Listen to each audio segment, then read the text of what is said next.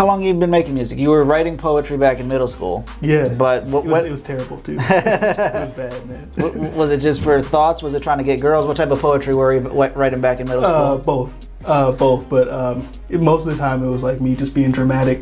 You know, so right. you're in middle school, everything's serious. You know, even when it's not serious, it's all serious. A pimple ruins the entire world. Just end of my month, I got a pimple, or I had this crush on this girl and I was trying to talk to her and I tripped over. Right. And I was like, oh no, it's the end of the world. You know what I mean? So then I would write poetry.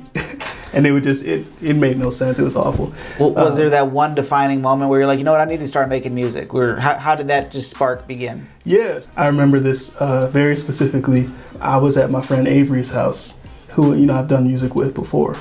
The song with Not on the Daily. Mm-hmm. So him and Jericho, who's on this album, they're in that band. I've known them since way back.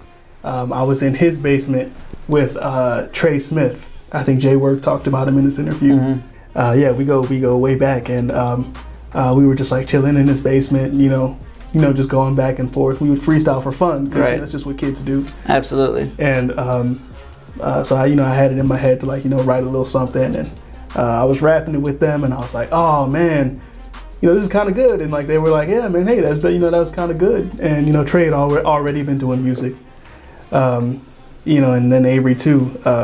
And so, it's just kind of all around me. I look at those guys and I was like, hey man, I'm already writing poetry. Maybe if I rap, it'll be a little bit better. Right. That kind of thing. And what about the actual, we've talked a couple different things about the lyrics, but you're also doing a lot of your own production too, aren't you? Yeah, so I make all my beats. And what are you doing? Are you doing that through like a Fruity Loops or what type of? Yeah, I use Fruity Loops. And tell us about how you got into Fruity Loops, and as the producer side of it, kind of what made you go, instead of just banging on the table, what took you to a computer and figuring out all those DAWs? I was a band kid growing up, so I was always playing instruments, right? I was a drummer. What do you play, just drums? I fool around in other things though, I can play a piano, I can play guitar. Do you read music? Yeah.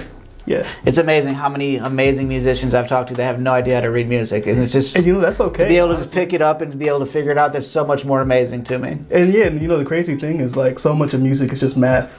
Right. You know what I mean? Putting together a chord is just 1 + 3 + 5. Whatever. Do you see music in color? Yeah, so I can tell you whatever.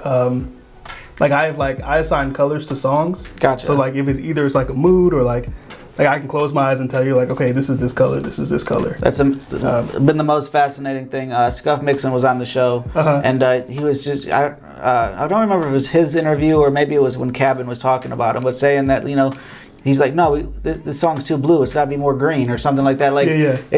For somebody that doesn't make music and their brain isn't seeing it in the colors, so you're listening to this and you're seeing a whole rainbow, you're seeing a box of crayons. No wonder that you can make so much better shit than I do, But it makes sense. You ever read those articles where people talk about different colors at different moods, or you ever hear somebody talk about the president always has to pick a certain tie. So if they're talking about war, presidents are always wearing red ties. Right. But if it's just casual, they might have a blue tie on. You know what I mean? I think there's moods that go with colors, and so for an artist to be able to see a color in their head when they make a song, that's it. A lot of times it's just them picking up what kind of mood they're going for.